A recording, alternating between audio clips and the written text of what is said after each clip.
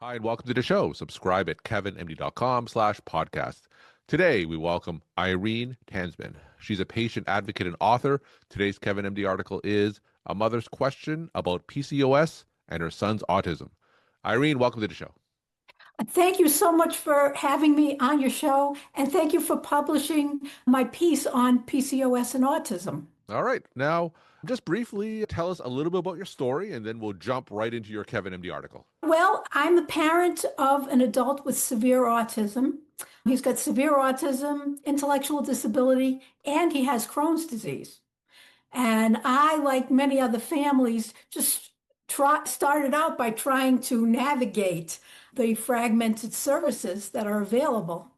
And over time, I realized that the system was not just broken, that it was actively excluding families like ours from the decision making. And that's what led me to advocacy. And it also led me to create a nonprofit organization called the Saving Rentham and Hogan Alliance. The Saving Rentham and Hogan Alliance is a newly formed nonprofit coalition dedicated to including intermediate care facilities. And we're working to prevent the closure of the two remaining state-operated ICF facilities in Massachusetts. All right. When you talk about some of the obstacles that prevent you from obtaining the services that you need, just give us some examples of what that would look like.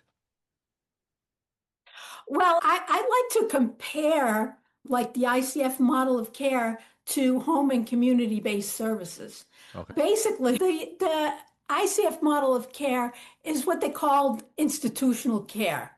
It's care for the remaining ICF facilities in Massachusetts. It's care delivered on a campus with everything there. It's all inclusive, a bundled service.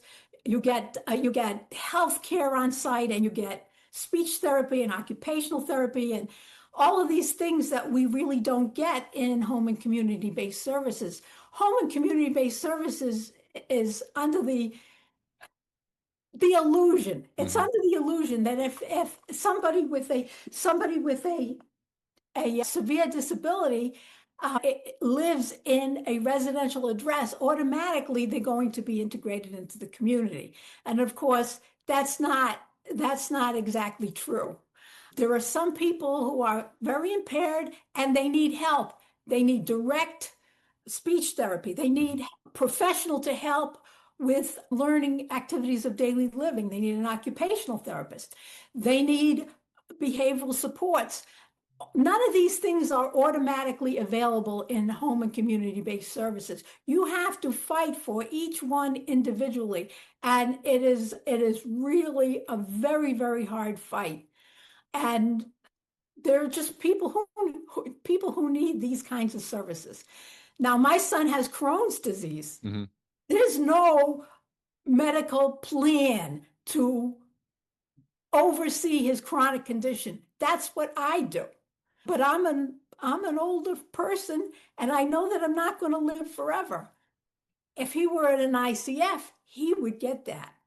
So that's the differences, and those are some of the challenges that we have. Medical care, allied health, even just disability specific activities during the day. It's very, very difficult to get those kinds of things.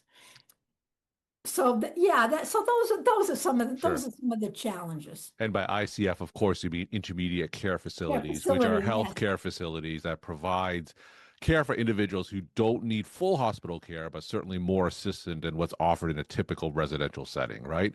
That's correct. So let's talk about your Kevin MD article. It's a mother's question about PCOS and her son's autism. For those who didn't get a chance to read that article, tell us what it's about. Well, I watched for many years that maternal health being sidelined in autism research. It's not really talked about too much. My own journey was, I had my own infertility journey. At the time when I wanted to be pregnant with my son, I was diagnosed with PCOS. And I was given a prescription of Clomid, and it was successful.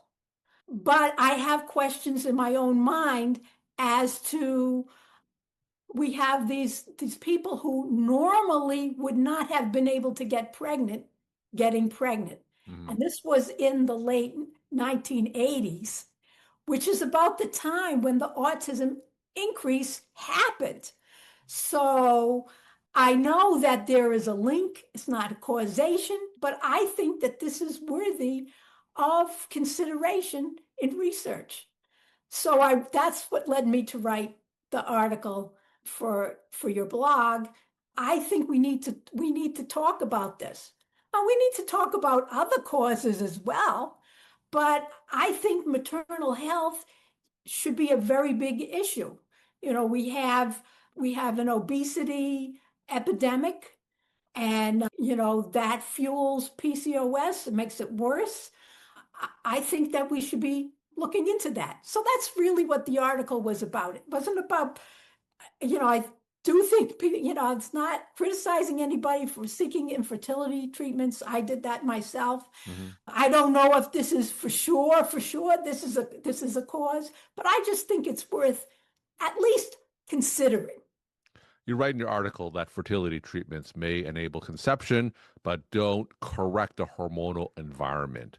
Now, That's based on your correct. experience, what do you wish you had known or been offered before? I wish, I mean, at that time, I don't think anybody knew anything Hmm.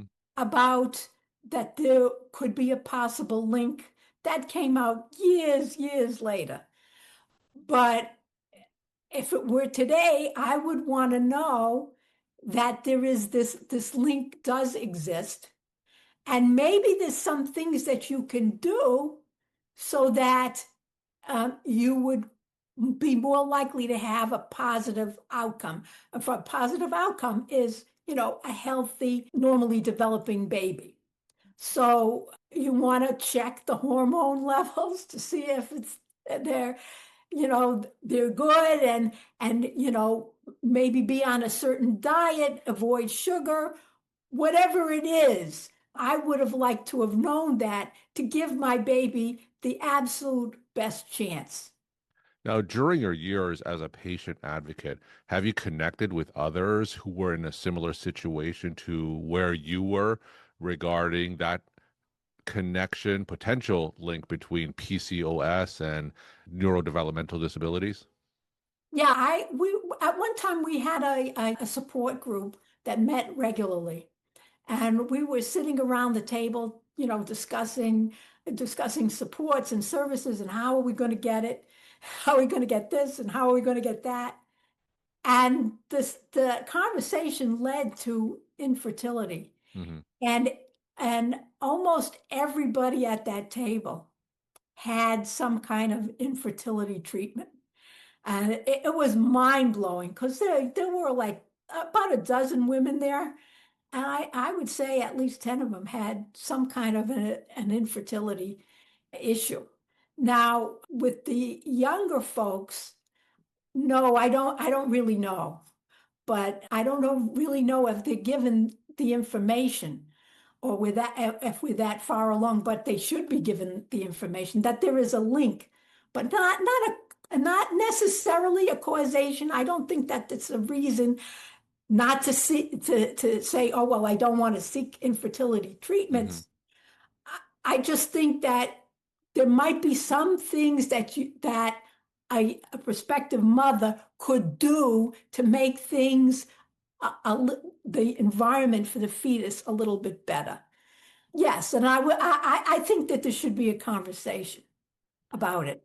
In your article, you make a distinction between the common portrayals of autism and your son's severe disability requiring round-the-clock care. Why is it important for the public and policymakers to understand that difference? Well, because I'm sure you saw on a TV RFK Hmm. definition of autism. He used the absolute most impaired example of the absolute most impaired person. My son isn't as impaired as what he described, but he is significantly impaired. And we've been cut out of the discussion.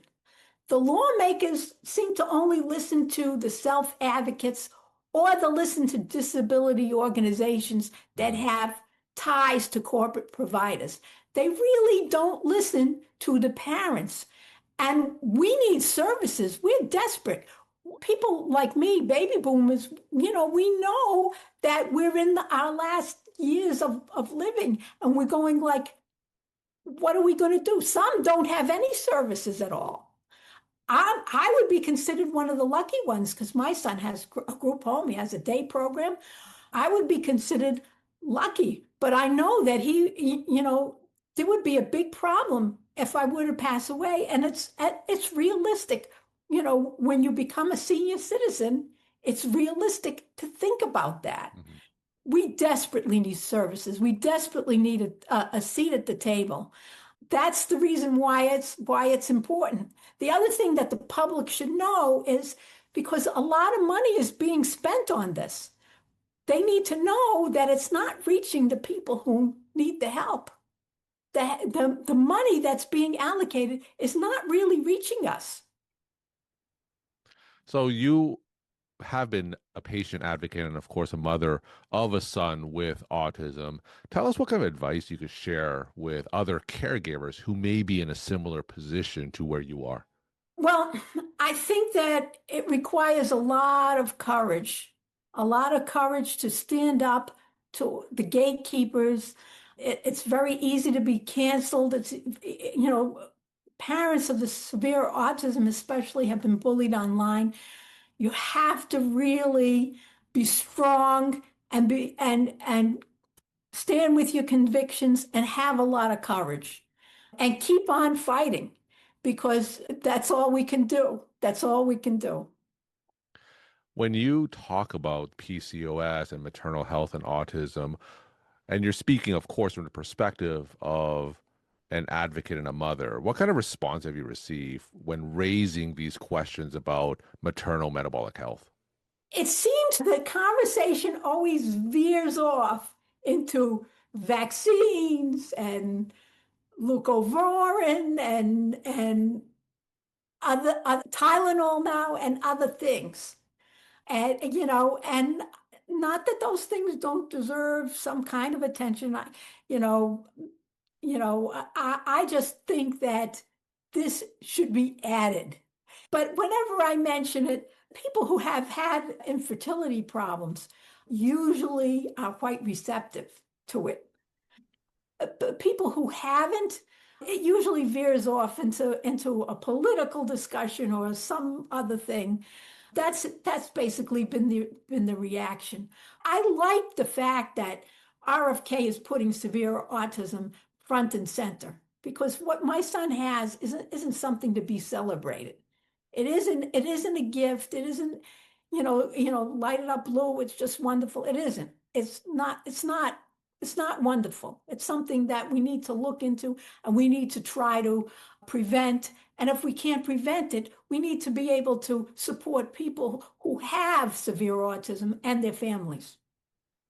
We're talking to Irene Tanzman, patient advocate and author. Today's Kevin MD article is A Mother's Question About PCOS and Her Son's Autism. Irene, let's end with some take-home messages that you want to leave with the Kevin MD audience. Okay, yeah. What I would like to say is that, don't assume that, the families are just caregivers. We're also the data holders. We're the watchdogs. We're the collaborators. Listen to us early, not just when things go wrong. And we really, really need your help.